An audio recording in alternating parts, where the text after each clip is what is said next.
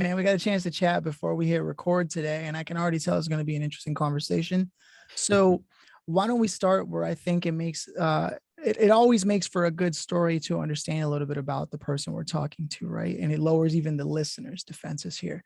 And so that is, do you yourself come from a family of entrepreneurs invested in healthcare in any way whatsoever? Funny enough, I do come from a family of entrepreneurs, but not in healthcare. Ah, My grandfather was a barber, and nice. my other grandfather owned a bicycle shop.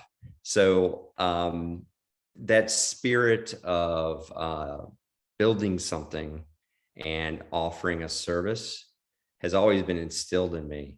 And really, a hokey way, they've always been involved. My family's been involved in politics and wanting to change society. So they were not only business people, but they had a lot of activity in terms of local government and what have you. That was instilled in me at an early age. And I chose to go into public service in a sense by choosing the healthcare route. I could have made a lot more money going into business using the same concepts earlier in my career, but I chose a not-for-profit route because there is that mission aspect. It meant something to me, and I had a big interest in helping people. And at the time, the nation was kind of going through this whole managed care thing. And there was a lot of talk about patients needing better care and what have you, and it intrigued me. I started, the healthcare executive route, went down that route, and then got involved in helping systems improve, overall systems, and building business units within healthcare and working with senior executive teams. I transitioned out of working at one system and started in consulting. And in consulting, I started doing interim executive consulting, which is more short-term, rapid building up a business or reforming it, and having to work with teams of people and a culture and change it rapidly. And what I found is that over time, that is, in a sense, that turned me even more into an entrepreneur, because I'm building businesses within businesses. I'm having to do it rapidly. I am held on the hook if I succeed or don't succeed. And as I went through that journey, flash forward 20 years later, I'm still in healthcare, working in consulting. And I was frustrated by the fact that healthcare labor was always stuck in its full-time equivalent box, no innovation or limited innovation, but people wanting to innovate, but it just simply didn't have the tools and technology or wherewithal to engage with Silicon Valley people who spoke a different language, who may not have respected healthcare's unique culture, and the fact that healthcare is filled with multi-billion-dollar regional companies that rival any IPO, and with very astute business people who, when a Silicon Valley young person comes in there and says, I got this great idea for you, but they don't understand the culture, the language, and the business sophistication and change management to make it happen. I wanted to be that bridge, and I had an intense interest in labor marketplaces, Uber, Lyft, but applying that concept to a complex industry like healthcare. And by chance, literally by chance, I was talking about this at the AHA Senior Leadership Conference. I don't know, I think it was 2018. And I ran into this young former ICU nurse who inspired me. He went through Y Combinator. And for those of you who don't know what Y Combinator is, it is kind of like the gold star in terms of startup culture. And he went through that and started this company that focused mainly around outpatient surgery centers, and it was starting to enter into hospitals. And I said to him, hey, I really want to change healthcare. I want to do this. I want to build something new around labor innovation. This platform seems to have the ability to do that. Let's work together. He motivated me to do this, and we worked together. And with the team that he already had, an excellent team. I mean, his partner, his wife, is amazing. The CTO, Derek, worked at the pre-Uber Taxi Magic. We had all the necessary elements, And we brought together the best of healthcare and the Valley and made it happen. It was hard, but the Valley and investors don't like enterprise sales, and that's what healthcare is, healthcare systems in particular, because it takes a longer tail time period, but it's heavily sticky. And if you're providing a lot of value, you have a customer that really respects you and is a partner. It's a different model than most startups that are consumer oriented and are very short-term sale oriented. So we actually created and are creating a market that's brand new around labor marketplaces for healthcare systems that is very sticky, helps fill the supply gap in healthcare, and helps patients get the care that they deserve at a cheaper rate than, say, going with a travel agency or one of these other companies. So we're breaking the model, and it's fundamentally different, and it's been a great ride ever since. It absolutely needs it, what you're doing. My own girlfriend, she's a nurse, and just even after getting her NCLEX and the state license to do it, finding a job, even though there's a labor shortage, getting into to get the job is this whole process that needs total revamping, because you're right. Yep. It should be, once you're qualified, it should be like a Uber or something where it's like, oh, look, they need somebody and I'm close by. Let me go make sure I can deliver on that. And there's like reputation and all that. Oh man, and when you speak, I hear you understanding the language of both worlds. I hear you being able to hear healthcare professionals speak and then turn and look over at the people in the Valley and say, so the way this would make sense for you is, and somebody has needed to do that for a long time now, because you're right. It's always been someone coming in saying, well, I've got all this money and I've got an idea. And then it's like, whoa, but there's all these traditions, standards, and Right. things that like we need to make sure we cover before we totally revolutionize the industry or whatever it is. So hearing you say these things and getting a chance to know you as you're talking about it and where you come from, I'm actually really excited about where you're going to take things forward. So why don't we open up a little bit about, like, what are you in consulting alone, or do you have like a company itself? Because I know you're working with this ICU nurse. Are you still working with them, or have you developed something and then moved into something else? Like, tell me more about what you're doing right now. So I transitioned out of consulting and went full bore and committed to working with CareRev. And CareRev is doing exactly what you talked about, building that marketplace, locally curating it around health systems and their unique needs, and digitizing that onboarding credentialing process, as well as making the professionals better aware of the price, what they're walking into, and offering flexibility. So we're sourcing people that never, ever, ever would have considered working per diem or on demand in healthcare, because it's too hard. What you just said about your partner, in terms of she was having a hard time even getting hired and going through the bajillion steps and everything else in between, right? We streamline that through our technology, maintaining the quality, providing a layer of transparency around it, but also we engage professionals and source them differently, meaning our technology is leveraged to identify them, source them, refer them in through our app. So friends refer friends. And then if you like them, you can hire them. That's fundamentally different than a staffing agency or travel company. We're a labor resiliency partner, a technology enabled service, a technology product forward platform that connects people and removes barriers between them so you can fill shifts, meet patient needs. I'll give you an example. Okay. People who walk up to me to talk about CareRev, they say three things. One, wow, why didn't anybody think about this before? Two, it's amazingly easy for me to figure out what I need to do to get into a healthcare system and when shifts are available. Three, I do this at my own leisure. So I have kids at home. I have a parent that's ill.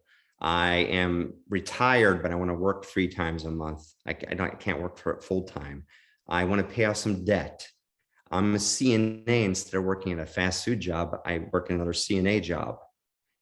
These things matter to people. Flexibility in our culture is now expected, and healthcare traditionally in the past has only offered one flavor.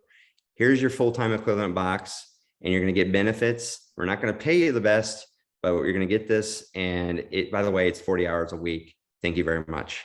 So we're offering a different mindset. I'm not advocating not to have a full-time platform, but you can't source people that way. You got to go where they want to work.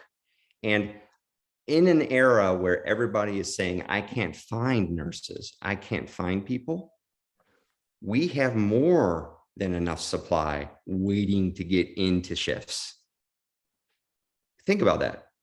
Because we offer a marketplace that is dedicated to healthcare systems that's local, and we offer flexibility, it's different. And it's what they want, the professional ones. I want to learn more about CareRev and what you're doing, because what you just broke down is truly needed in the industry. I mean, it's crazy that I have a point of reference, truly like a personal point of reference of the labor market you're trying to help assist, while at the same time also helping solve the problem for the market itself that's looking for this type of labor because of their traditions and the way they're set up. They're saying we can't find nurses, and then nurses are saying we can't find jobs. And it's like, okay, something doesn't make sense here. And you saw that and said, and I can solve this. And I'm Mhm. passionate about it.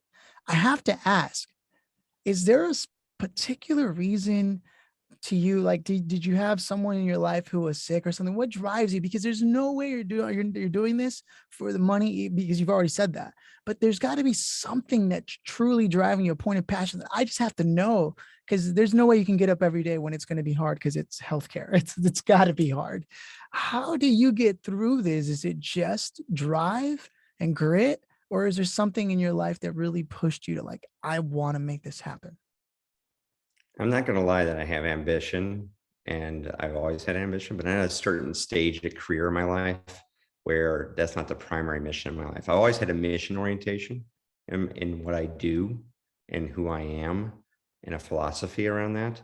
But I mean, uh, everybody's lost some loved one lately due to COVID, or knows somebody who has. But for me, it became very personal when my father lost his life in a scenario at a place that had staffing issues.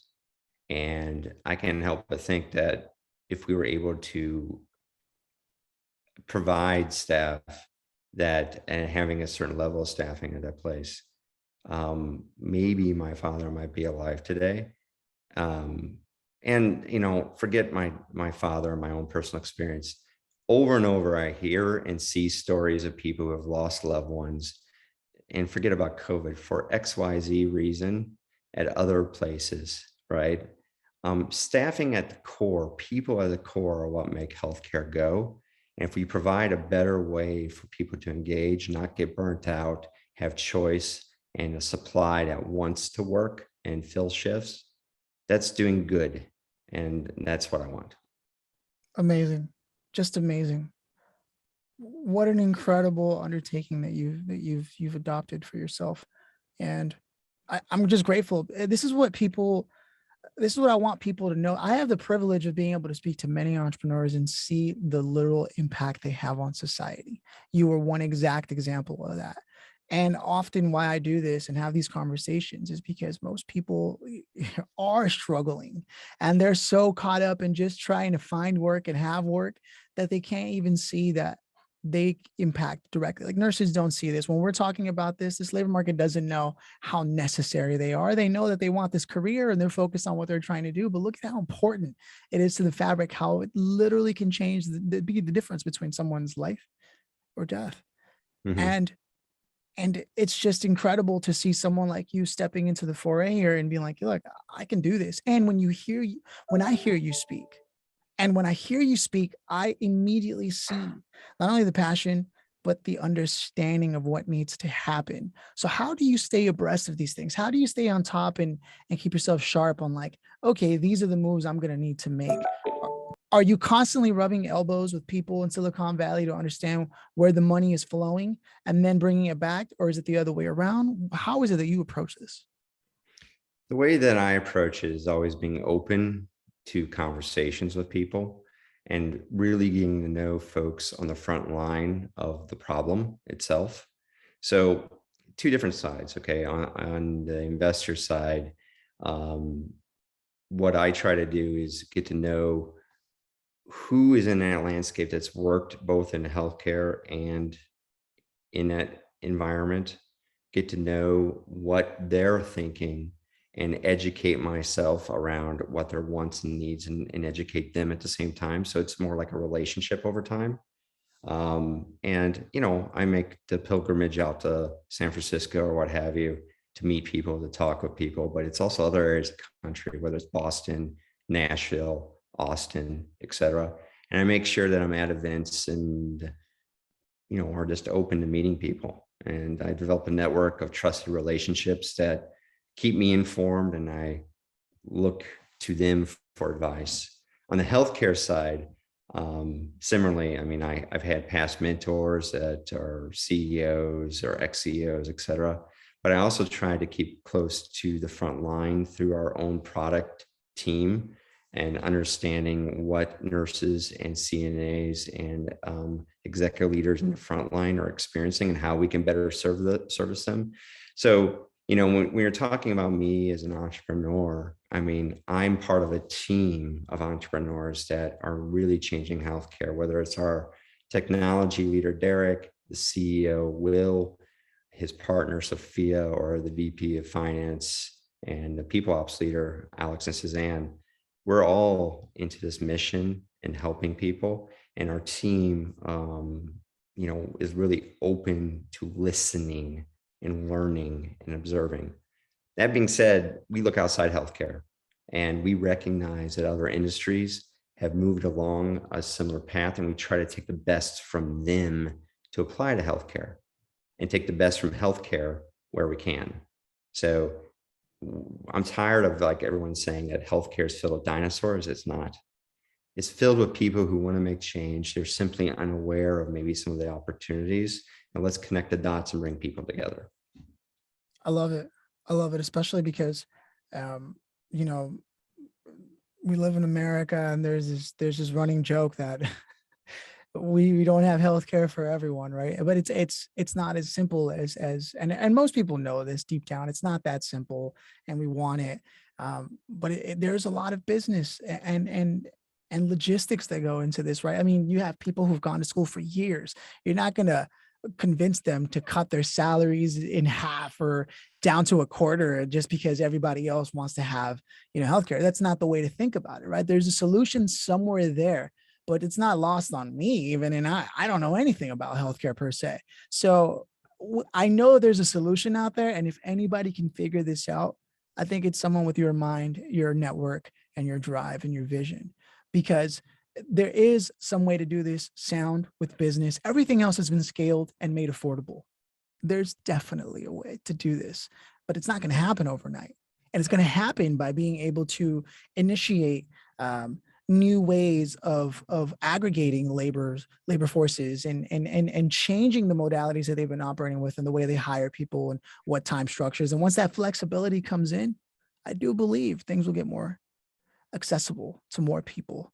And you're going to be responsible for that. And that's why I'm super excited for what you're doing, Craig, and with CareRev. And so I want to lay out the red carpet for you. And if anybody's listening that wants to know more about it, where do they visit you? Where do they go check out what you're doing? What social channels are you active on? What's the word? Yeah, I'm on Medium, and of course, I'm on LinkedIn.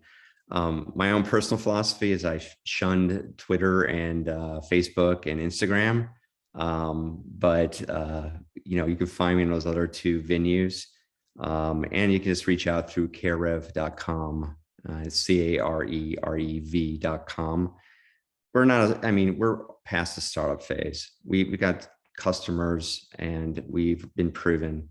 And we're just looking forward to being as familiar for healthcare as DoorDash or Uber is for their respective industries.